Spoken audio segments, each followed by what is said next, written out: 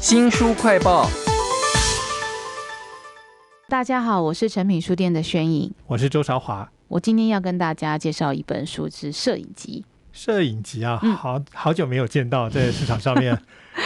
确实，摄影集并不是一般到书店的读者他会觉得他会掏钱购买回去珍藏的出版品，原因是因为当然它单价比较高，然后再来就是他如果对于影像他没有太多的喜好的人，他大概或是那个摄影师的状态还没有太熟悉，他大概就是觉得摄影集不就是在书店里面看完就可以的吗？这样，那所以以前在我刚开始在书店工作的时候，摄影集卖的最好的大部分都是写真集，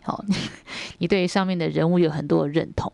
但我今天跟大家介绍这本摄影集是很不一样，它是一个日本人拍摄的，但是他拍的全部都是台湾。日本人这么喜欢台湾，拍到一整本都是台湾人。对，这个摄影师叫川岛小鸟，我现在要介绍他这本作品集叫做《明星》。那我先讲一下，因为其实也许听众朋友有一些人认识他，有一些人不认识他。认识他的人都会知道，他曾经以前他出过另外一本作品集，叫做《未来 V 来讲》，就是一个未来的叫做未来的一个小女孩。那这个小女孩长得非常可爱，那所以这个摄影师基本上是用长期跟拍的方式拍了这个小女孩她小时候所有的生活，非常的动人，非常可爱。所以她在很多年前因为这个作品，她来到台湾办展览。那是台中那时候当地有一个基金会邀请他来，那他那一次是他第一次来到台湾以后不得了，他就从此呢爱上台湾这个地方所以我现在要讲的这个明星呢，就是他的创作动机，就是因为他的前一个作品来到台湾办了展览以后，他才开始了这样的创作旅程。韶华，你知道他来多久吗？不晓得，这应该很久了吧？对，他因为太喜欢台湾这个地方，所以他就而且台湾的颜色跟色彩，他认为是在他自己在日本生长的环境里面没有看过的，而且那相当迷人，所以呢，他就毅然决然的决定到台湾来过一段很长的时间，基本上是用 long stay 的方法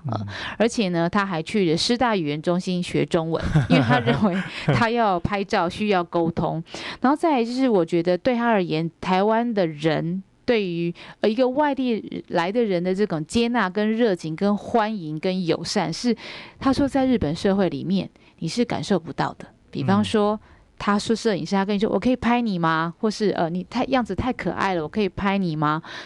台湾人都会非常大方的接受，但日本人其实是不大接受的。那他一来台湾就在台湾来来回回待了3年，他说他飞了大概几百次吧那最长的时间会连续住在台北或是台中、高雄、台南，很多他去过的地方我都没有去过真的。比如说他说他去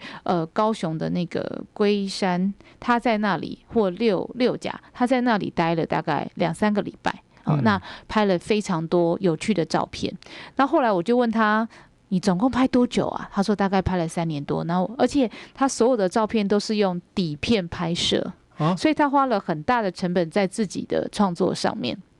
这3年是。然后后来他就说他其实拍了7万张照片。哇，那这一本摄影集里头也顶多选个几百张200多张。对，那可是我们看到每一张颜色都非常的漂亮，非常的饱满，非常非常饱满就是我觉得不管是看颜色看它的 layout 跟看它里面的状态，你就会觉得哇，每一个台湾的人物都很鲜明或是台湾的景色，或是它出来的那个 layout 的状态，就是它的整个版面的结构的配置，你就会觉得说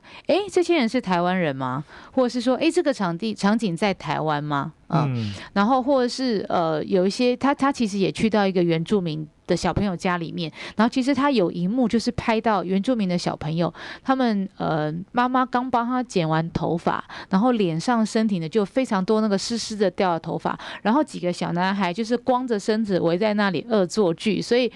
就有露屁股的照片。然后那时候就很担心说台湾可以有露屁股的照片吗？他不希望这个照片，因为有这张照片呢，他这个摄影集就变成限制级的。我说不会啦，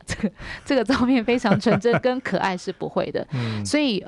你可以看到他整个摄影集里面有台北繁华的样貌，那也有远在比如说花莲或是台东或是高雄那个偏乡的地方的景貌的人物的样子，对他而言在他的作品里面都是非常平等的。最有趣的时候是他还会拍电视对，他拍电视，他拍那个三立也叫《世间情》吧，里面好像有个经典人物，然后台词就是我再也受不了了他们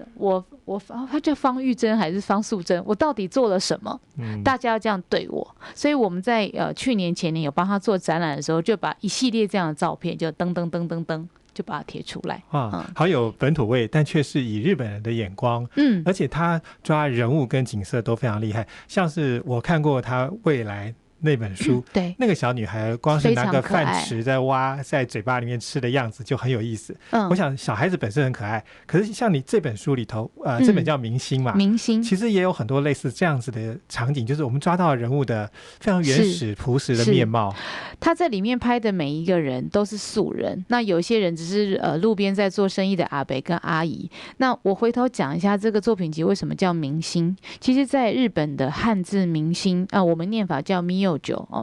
那在叫明星有一个原因，是因为他认为他所看到的台湾人都像天上的星星一样闪闪发亮，他们都有他自己的样子。那我想特别推荐这本作品是，我觉得现在的台湾不管是新一代或是中生代的人，普遍对自己的认同度都很低。那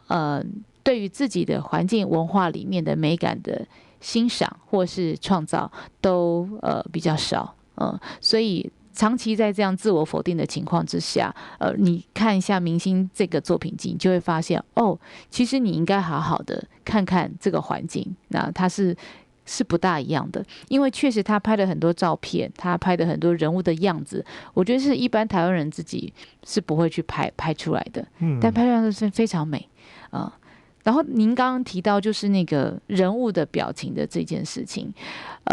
他确实是拍人物的时候是非常自然的，所以他们语言不通，可是他可以跟这个人聊天，做法状态什么，他就拍出很生动活泼的画面。所以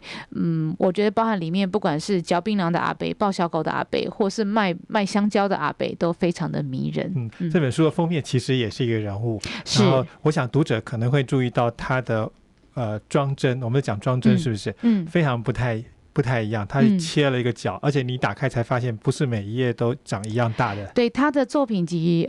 只要一出版的装帧都非常不大一样。那包含你看他这上面用的字型，在日本他找了一个算是有名的摄影师帮他做，设计师帮他做整个平面装帧的设计。那因为他的照片作品非常多，所以当时他的编辑也蛮苦恼，就怎么样让他的作品呢有横有直，然后不会被裁切，可以完整的呈现出来。所以你就可以打开这本作品集，你可以发现它的巧妙之处，就是它的装订是有一块是横式，有一块是直式，然后不停的一直这样做交错。这样很像杂志里面有时候为了广告而做一个小块比较硬的那样子的东西。对，但是这个装帧技术特别难，因为它是杂志是只有一本嘛，对，它是很多段，一段直，一段横，一段直，一段横，所以他们刚才说一度告诉我们那时候因为很想要好好推荐这本作品嘛，一度告诉我们说他们担心没有办法准时出货，因为出版社就是印刷端那边他们在装帧上面遇到了很大的挑战，对，所以瑕疵率很高，因为他也不希望读者看一看就脱页了，对，因为这个对他而言是他创作生涯里面又在一个高峰的一个代表的作品，所以他非常的在意。这本书真的很特别，从外到内，然后从这个拍摄的视野，然后这个日本人他的眼光，他的名字也蛮特别，名字跟书名在最后为我们介绍一下吧。好，这本作品集叫做《明星》，也就是大家都是闪亮的星星的意思。作者呢是日本的摄影师川岛小鸟，他想要把这个作品献给每一个台湾人，因为他说台湾就是我们的愉快星球。我是诚品书店的宣颖，我是周韶华，欢迎您下一次同一时间继续收听新书快报。